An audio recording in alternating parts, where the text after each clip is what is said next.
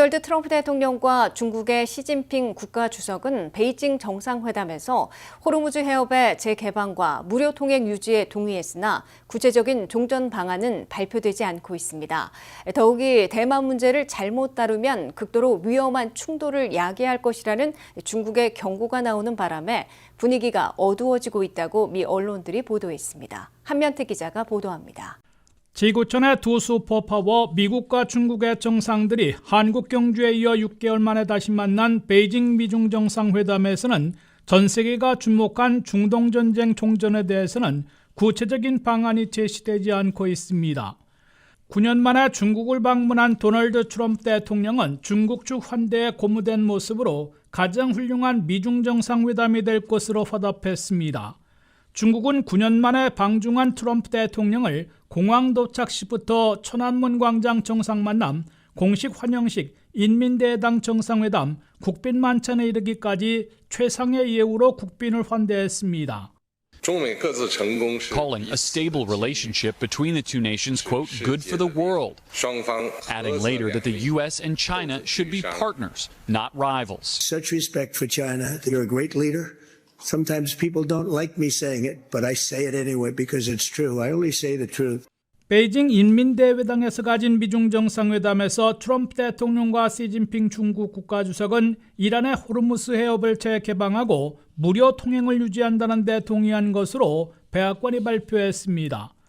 또한 이란은 핵무기를 가져서는 안 된다는 데에도 미중 정상의 의견을 같이 한 것으로 백악관은 강조했습니다.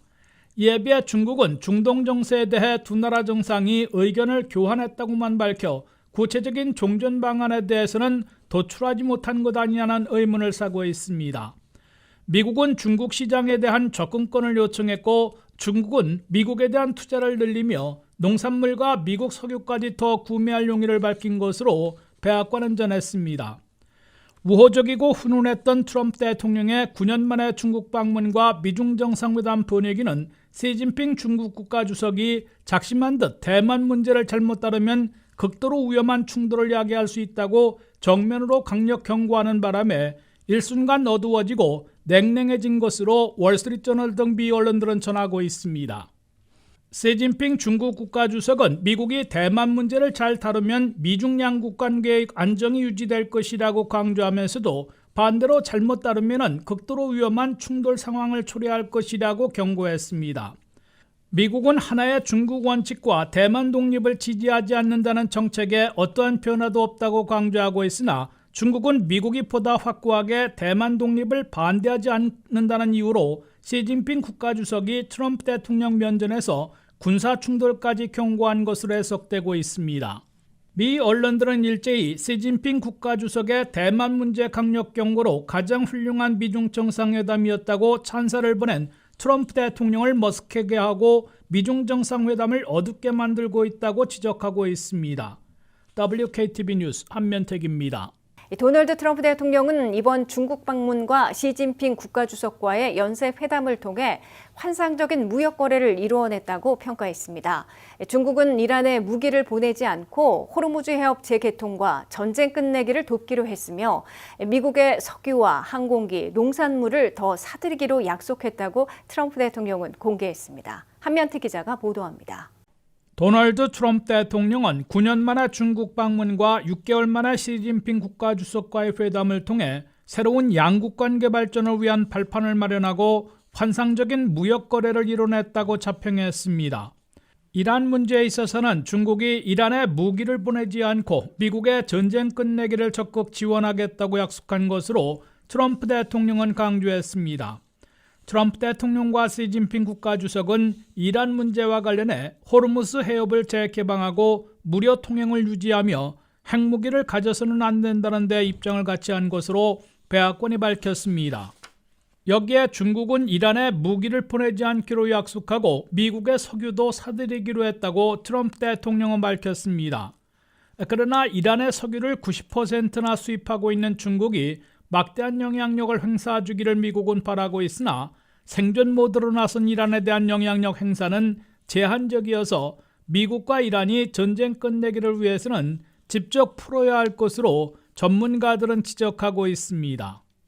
중국은 보잉 항공기 200대를 구매하겠다고 밝혀 기존의 150대보다는 50대 늘렸으나 미국 측 기대인 500대 구입에는 절반에도 못 미친 것으로 CNBC 등 미 언론들은 전하고 있습니다. 중국은 미국 석유를 사겠다고 약속했지만 언제부터 얼마를 구매할 것인지는 공개되지 않고 있습니다. 트럼프 대통령과 동행한 미국의 거부이자 대표적인 CEO들 12명 가운데 막판에 전격 합류한 엔비디아의 젠슨 황 CEO가 따라간 것으로 볼 때 미국이 최신 H200 칩의 중국 판매를 승인할 가능성을 시사한 것으로 미 언론들은 해석하고 있습니다. 미국과 중국은 지난해 무역전쟁 시 기싸움을 벌였던 관세 문제에 대해서는 이번에 거의 논의하지 않아 관세전쟁 또는 무역전쟁의 재발보다는 정상적인 무역거래와 투자를 지향하게 될 것으로 미 언론들은 내다보고 있습니다. 미국과 중국은 지난해 10월 관세전쟁과 무역전쟁에서 1년 휴전을 하고 있기 때문에 그 이전에 향후 양국 관계와 무역 투자 거래 등을 결정해야 합니다. 스캇 베센트 미 재무장관은 곧 미중 양국이 무역위원회와 투자위원회를 신설해 무역과 투자에서 협력 방안을 마련하게 될 것으로 예고했습니다. 시진핑 중국 국가주석은 트럼프 대통령의 초청으로 오는 9월 24일 미국을 방문키로 했다고 미국 측이 밝혔습니다. WKTV 뉴스 한면택입니다. 이 AI 기술이 이제는 화면 속을 넘어 실제 작업 현장으로 들어오고 있습니다. 사람처럼 물건을 짚고 바코드를 맞춰 분류하는 휴머노이드 로봇이 실제 물류 업무에 투입됐는데요. 단순 노동 시장에도 직접적인 변화가 시작된 거란 반응입니다. 안혜린 기자가 보도합니다. 한 물류 작업 현장에서 컨베이어 벨트를 따라 상자가 쉴 새 없이 지나가고 사람 대신 휴머노이드 로봇이 물건을 집어들어 방향을 바꾸고 있습니다. 바코드가 인식되도록 손으로 눌러 위치를 맞추는 모습까지 사람 작업자와 크게 다르지 않습니다. 이 장면은 AI 로봇 스타트업 피규어 AI가 공개한 장면인데 로봇은 자율인공지능 시스템 헬릭스2를 기반으로 움직이고 있습니다. 회사 측은 로봇이 실제 물류 분류 작업을 8시간 교대 기준으로 수행하도록 설계됐다고 설명했으며 공개된 생중계에서는 무려 이틀을 훌쩍 넘긴 47시간 넘게 작업을 이어갔습니다. 처리한 물품도 6만여 개를 넘어섰습니다. 단순 시연 영상이 아니라 실제 작업 환경을 장시간 공개했다는 점에서 업계 관심이 쏠리고 있습니다. 물건 위치가 조금만 어긋나도 로봇이 멈춰서거나 작업 도중 한동안 움직이지 않는 장면도 포착됐습니다. 하지만 회사 측은 여러 대의 로봇이 서로 상태를 확인하며 문제가 생기면 자동으로 교대 작업을 수행한다고 강조했습니다. 여기서 주목되는 건 AI와 로봇 기술의 결합 속도입니다. 그동안 업계에서는 아마존의 로봇 배송과 드론 배송 사업처럼 기술적 한계와 높은 비용 문제로 기대만큼 빠르게 자리 잡지 못한 사례도 있어 여전히 현장에서는 시기상조라는 시선도 적지 않았습니다. 하지만 물류 분류나 포장, 검수 같은 작업은 비교적 정형화돼 있어 자동화 가능성이 꾸준히 거론돼 왔습니다. 여기에 생성형 AI 기술이 접목되면서 단순 반복 업무를 스스로 판단하고 처리하는 단계로 빠르게 발전하고 있다는 분석이 나오게 된 겁니다. 전문가들은 앞으로의 경쟁력은 단순 숙련보다 AI와 함께 일할 수 있는 능력에 달려있다고 말하고 있습니다. 기계를 단순히 사용하는 수준을 넘어 문제를 관리하고 예외 상황을 판단하며 AI를 통제할 수 있는 종합적인 감각이 중요해지고 있다는 겁니다. 결국 단순 작업을 중심으로 한 일자리 구조 변화는 예상보다 더 빠르게 현실이 되고 있습니다. AI를 피하는 시대가 아니라 AI와 협업할 수 있는 사람을 길러내는 교육과 준비가 필요하다는 목소리도 커지고 있습니다. WKTV 뉴스 안혜린입니다. 미국과 이란 전쟁에 따른 유가 급등으로 미국이 3년 만에 인플레이션, 고물가 고통에 직면하고 있습니다. 미국의 CPI 소비자 물가는 전쟁 이후인 3월에 3.3%로 오른 데 이어 4월에도 3.8%로 추가 급등해 약 3년 만에 최고치를 기록했습니다. 한면태 기자의 보도입니다. 출구를 찾지 못하고 있는 미국-이란 전쟁에 따른 유가 급등으로 결국 미국도 3년 만에 가장 심각한 고물가 고통에 직면하고 있습니다. 미국의 CPI 소비자 물가는 4월에 전년보다 3.8%나 급등한 것으로 연방노동부가 발표했습니다. 미국 대도시 물가를 보여주는 CPI 소비자 물가는 이란과의 전쟁 이후인 3월에 3.3%로 전달보다 한꺼번에 거의 1포인트나 폭등한 데 이어 4월에도 0.5포인트 더 높아진 겁니다.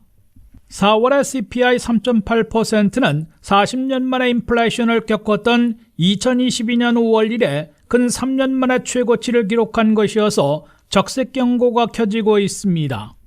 4월 한 달 동안 휘발유 값은 전년보다 28.4%나 급등하면서 4월 CPI 인상에서 40%나 차지했습니다. 휘발유뿐만 아니라 전기료도 6.1% 오르는 등 전체 에너지 가격이 17.9%나 높아졌습니다. 제트오일 급등으로 항공료는 20.7%나 뛰었습니다. 이에 비해 식품 가격은 2.9% 올랐고 주거비 중에 렌트비는 2.8%, 의료는 4.2% 올랐습니다. 이에 따라 변동이 심한 식품과 에너지 가격을 제외한 코어 CPI, 즉 근원 소비자 물가는 3월 2.6%에서 4월에는 2.8%로 소폭 높아졌습니다. 전쟁과 유가 급등이 언제 끝날지 아직도 알 수 없어 미국 물가의 고공행진이 길어져 인플레이션 공포가 현실화될지 우려되고 있습니다. 미국민들은 현재 기름값만으로도 한 달에 $75를 더 쓰고 있으며 에너지 가격뿐만 아니라 수송 배달료, 항공료, 모든 제조업, 농장과 건축 등 각 업종의 비용 상승으로 인플레이션이 급속 악화될 우려가 증폭되고 있습니다. 무디스의 마크 잔디 수석경제학자는 전쟁이 수주 안에 끝나더라도 미국 물가는 올 연말에도 3.3%를 기록하는 등 고물가를 장기간 겪게 될 것이라고 경고하고 있습니다. 고용과 물가를 보고 기준금리를 결정하고 있는 연방준비제도는 5월 15일부터는 제롬 파월 의장이 물러나고 금리 인하론자인 케빈 워시 신임 의장이 주재하게 되지만 상당 기간 금리 인하는 더욱 어려워지고 있는 것으로 해석되고 있습니다. 뱅크 오브 아메리카는 연준이 2027년 하반기까지는 기준금리를 내리지 못할 것으로 수정 전망했습니다. WKTV 뉴스 한면택입니다. 트럼프 행정부와 연방의회가 연방 휘발유세 18.4센트를 최소 90일간 면제해주는 개솔린 텍스 할러데이를 본격 추진하고 나서 미국 내 유가를 얼마나 낮추게 될지 주시되고 있습니다.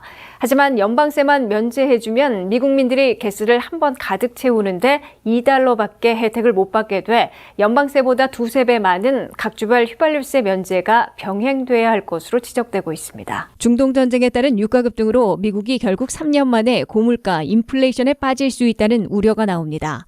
미국의 4월 CPI가 3.8%로 급등한 것으로 발표됐고 이는 휘발유 값이 28.4% 급등했기 때문으로 나타났습니다.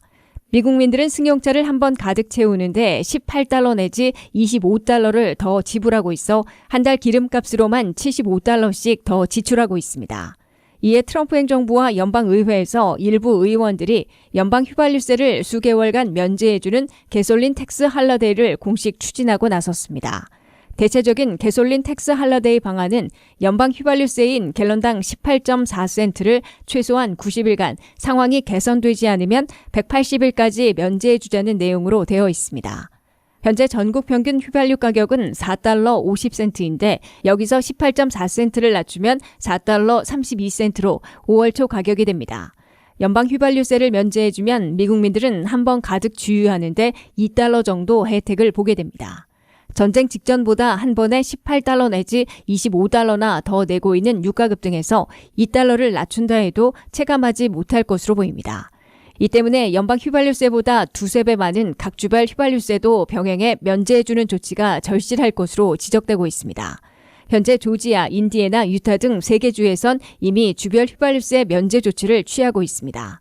조지아는 주 휘발유세인 갤런당 34센트, 인디애나주는 54.5센트, 유타주는 39센트를 면제해주고 있습니다. 현재 가장 높은 주별 휘발유세를 보면 캘리포니아가 갤런당 71센트나 됩니다.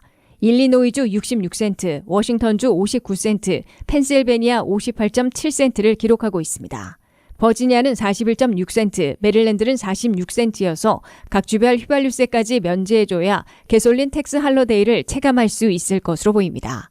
다만 연방 휘발유세를 면제해주면 한 달에 $21억 세입이 없어져 고속도로 등 교통 개선에 차질을 빚게 될 걸로 보입니다. 미국 경제의 물가 급등과 구매력 급락, 빚 급증, 신뢰 하락, 경기 침체 등 5가지 빨간불이 켜지고 있다는 보도가 나왔습니다.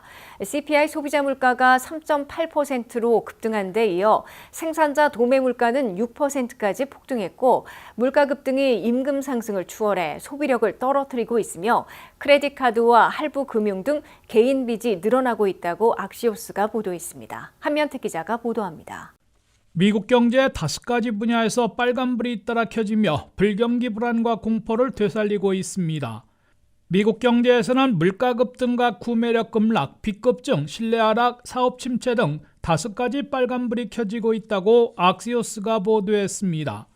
첫째, 전쟁에 따른 유가 급등으로 물가 급상승이 현실화되고 있습니다. CPI 소비자 물가는 3월 3.3%에서 4월 3.8%까지 급등하며 3년 만에 가장 높은 인플레이션을 기록했습니다. 이어 생산자 도매 물가는 4월 6%를 기록해 역시 3년 만에 최고치로 급등하며 고물가가 오래갈 것이라는 우려를 사고 있습니다. 둘째, 물가 급등이 3년 만에 처음으로 임금 상승을 추월하는 바람에 미국민 소비자들의 페이책, 구매력이 급락하고 있습니다. 물가는 3.8%나 급등했는데 임금 상승은 3.4%로 뒤져 2023년 이래 처음으로 같은 돈을 내고 물건 살 구매력이 하락한 것으로 나타나고 있습니다. 셋째, 물가는 뛰고 쓸 돈은 부족해 미국민 소비자들은 크레딧 카드나 지금 사고 나중에 지불한다는 BNPL, 일종의 외상거래, 개인융자나 할부 등 개인 빚만 급증하고 있습니다.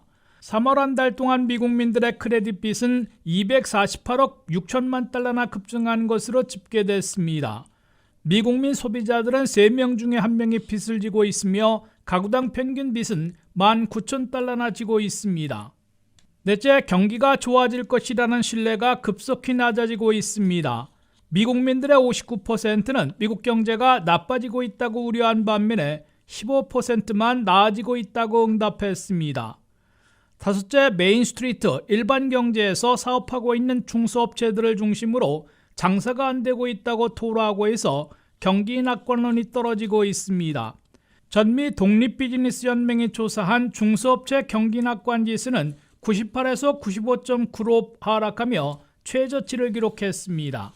도널드 트럼프 대통령의 경제정책 지지율은 35.6%에 불과하고 불신율은 60%까지 올라간 것으로 악시오스는 지적했습니다.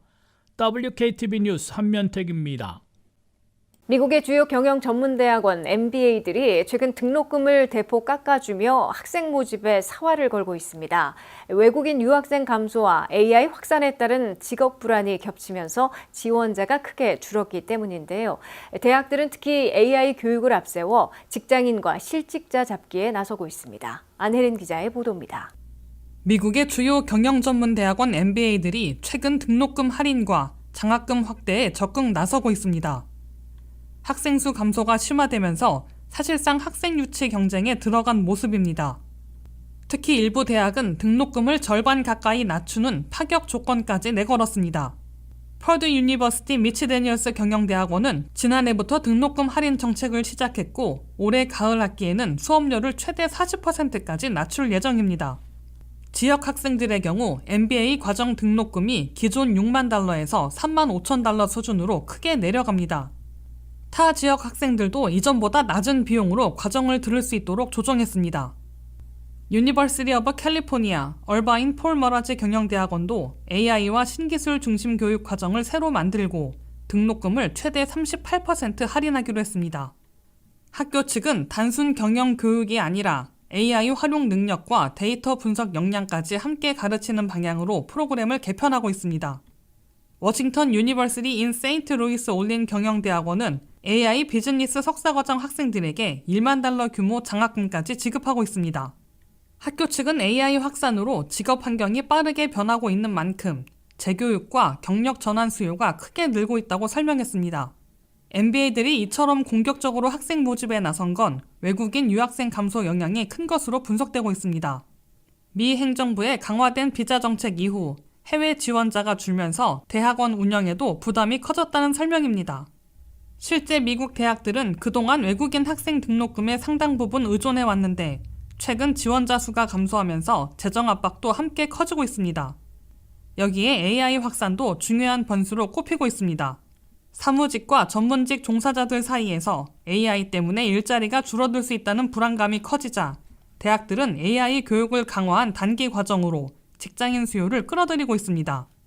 특히 학교들은 AI 시대에 살아남기 위한 재교육을 강조하며 경력 전환 수요까지 흡수하려는 분위기입니다. 과거 MBA가 단순히 승진이나 연봉 상승을 위한 과정이었다면 이제는 AI 시대의 새로운 생존 기술을 배우는 과정으로 성격이 바뀌고 있다는 분석도 나오고 있습니다. 다만 이런 대규모 등록금 할인 정책이 오래 지속될 수 있을지는 불확실하다는 전망도 나오고 있습니다. WKTV 뉴스 안혜린입니다. 미국의 4월 기존 주택 판매가 연율로 402만 채에 머무르면서 전달보다 0.2% 늘어나는 데 그쳐 주택 시장의 냉기가 여전한 것으로 나타났습니다. 특히 3%는 증가했을 것으로 예상했던 주택 시장의 기대에 찬물을 끼얹는 것이어서 실망감을 안겨주고 있습니다. 미국 주택 시장의 해빙은 아직도 먼 길인 것으로 드러났습니다. 미국의 4월 기존 주택 판매는 연율로 402만 채로 전달보다 0.2% 늘어나는 데 그쳐 사실상 제자리했다고 전미부동산인협회가 발표했습니다. 특히 주택 시장에서는 3%는 늘어날 것으로 예상했으나 0.2%에 그쳐 큰 실망감을 표시하고 있습니다. 대신 안 팔린 재고주택들은 147만 채로 전달보다 5.8%나 늘어나며 4.4개월치 공급할 수 있는 주택량을 보였습니다. 그럼에도 판매된 중위 주택 가격은 4월에 41만 7,700달러로 전년에 41만 4,000달러보다 0.9% 올랐고 34개월 연속 집값 상승을 유지했습니다. 동북부에선 45만 채가 팔려 전국 평균과 같이 제자리했으며 중위 집값은 51만 800달러로 전년보다 4.8% 오른 수준을 기록했습니다. 중서부에선 95만 채가 판매돼 전달보다 2.2% 늘어났으며 중위 집값은 32만 4,500달러로 전년보다 3.6% 올랐습니다. 남부에선 187만 채가 팔려 0.5% 늘어났으며 36만 6,600달러로 0.4% 오른 것으로 나타났습니다. 서부에선 75만 채가 판매돼 유일하게 전달보다 2.6% 감소했으며 중위 집값도 61만 9,600달러로 전년보다 1.4% 하락했습니다. 4월의 기존 주택 판매에서 첫집 구입은 전체에서 33%로 전달의 32%보다 1%포인트 늘어났습니다. 올캐시 현금으로 산 기존 주택들은 25%로 전달 27%보다 줄었습니다. 미국의 기존 주택 판매가 제자리에 해빙을 더 늦추게 하고 있는 주된 요인은 경제 불확실성에다가 주택 모기지가 계속 오르고 있기 때문으로 분석되고 있습니다. 4월에 판매된 기존 주택들이 적용받은 모기지 이자율은 30년 고정의 경우 6.33%로 나타났습니다. 이는 3월에 6.18%에서 더 오른 추세에 있음을 보여주고 있습니다.